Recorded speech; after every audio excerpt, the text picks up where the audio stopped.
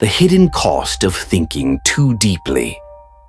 Have you ever noticed that the more you reflect on life, the more alone you feel? It's as if every step toward understanding pulls you further from the people around you. This isn't just coincidence. History is full of minds who found that truth often comes with distance. From Giordano Bruno, burned for challenging cosmic dogma, to Hannah Arendt, criticized for dissecting uncomfortable political truths. The world has a pattern. Deep thinkers are rarely resisted because they're mistaken, but because they see what most would rather not confront. Psychologists sometimes call this the reflection effect. When a deep thinker speaks, they don't just offer new ideas. They quietly expose the blind spots in the beliefs of others. And few things make people more uneasy than realizing they've built comfort on shaky ground. Why ideas can feel like threats.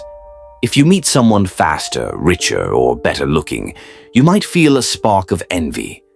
But you don't usually feel attacked. Intelligence is different.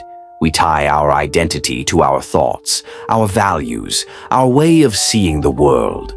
When someone challenges that framework, it doesn't just question what we know, it questions who we are. Our minds are wired for self-preservation, and one way we protect our self-image is by resisting those who make us doubt it. Sometimes this resistance is quiet, other times it's open hostility. The tribal instinct. Modern neuroscience reveals that feeling intellectually outmatched can activate the amygdala, the brain's alarm system, the same way a physical threat does. Why?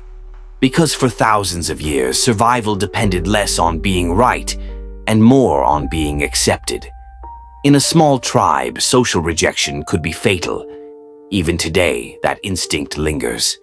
If a person's thoughts diverge too far from the group, the subconscious message is, this one doesn't belong. And so, to preserve unity, the group often pushes the outlier toward the edges. Not because the ideas are wrong, but because they disrupt the harmony of belonging. The social paradox of intelligence studies suggest people often admire intelligence in private conversation, but in group settings, something shifts.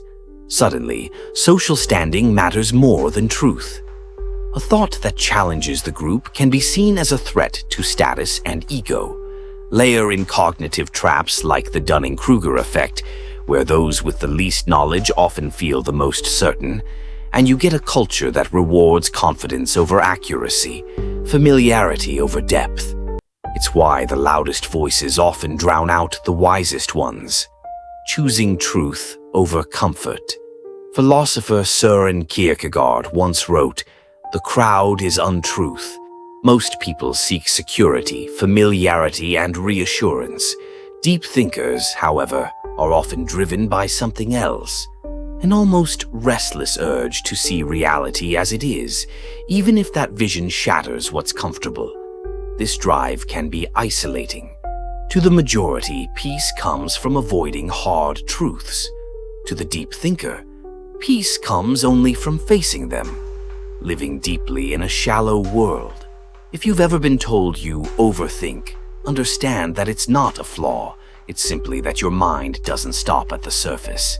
The challenge is not to silence your depth, but to learn where and when to share it.